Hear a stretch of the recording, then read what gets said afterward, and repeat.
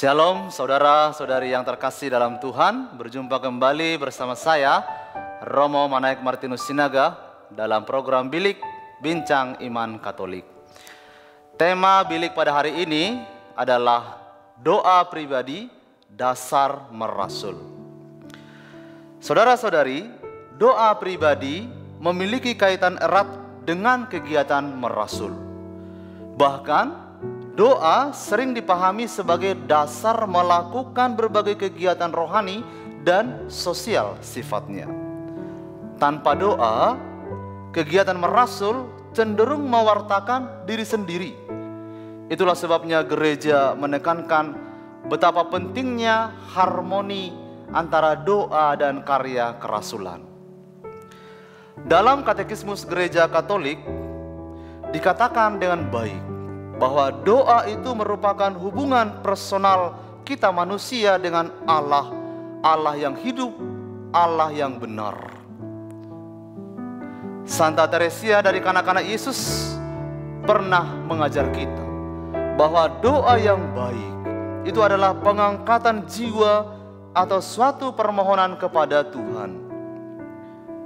Doa tentulah bukan semata-mata hanya usaha kita manusia, tapi juga rahmat Allah. Oleh karena itu, Santo Paulus menasihati kita supaya kita selalu mengusahakan kerendahan hati dalam berdoa. Sebab kita manusia ini sejatinya tidaklah tahu bagaimana berdoa yang sebenar-benarnya. Sikap rendah hati di hadapan Tuhan dalam doa membuat kita berani untuk terus-menerus memohon kepada Allah. Santo Yohanes Paulus II pernah mengajar kita bahwa dalam doa pribadi kita umat beriman memiliki waktu yang banyak bersekutu dan akrab dengan Allah Bapa. Dalam kesempatan itu hendaklah kita selalu merenungkan sabda Yesus ini. Benarkah engkau mencintai aku?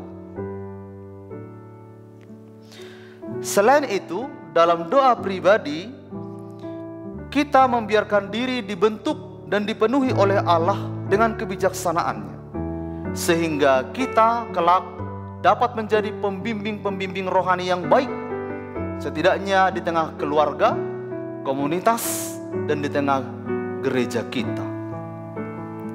Dan kita diingatkan bahwa semakin kita tekun berdoa, semakin kita setia berdoa, si jahat itu semakin gencar untuk menarik perhatian kita. Dia akan semakin kuat bagaimana supaya kita ini tidak terus setia berdoa.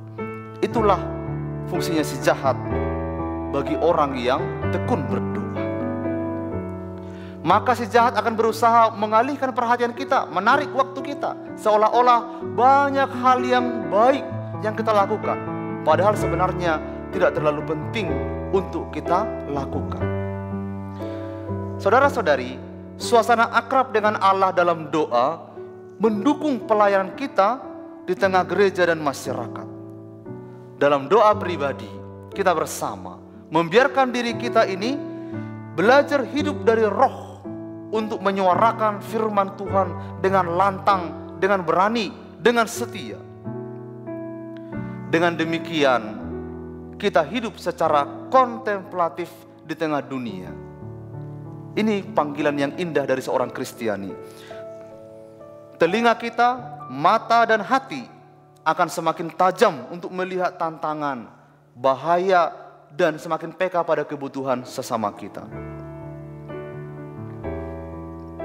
Saudara-saudari yang terkasih, ketika doa pribadi tidak lagi memadai, maka kita akan mudah jatuh pada formalitas dalam penghayatan hidup.